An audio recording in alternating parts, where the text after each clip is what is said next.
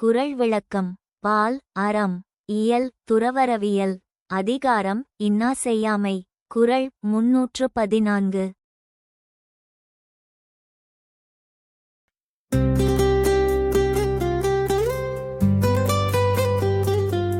இன்னா செய்தாரை ஒருத்தல் அவர் நாண நன்மையகின் செய்து விடல். இன்னா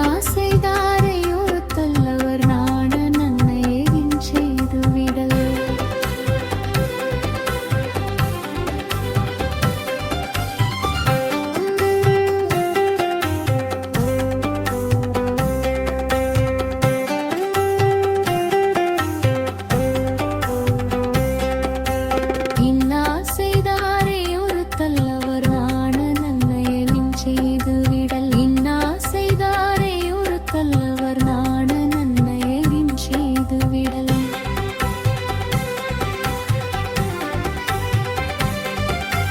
இன்னா செய்தாரை ஒருத்தல் அவர் நாண நன்மையகின் செய்து விடல்.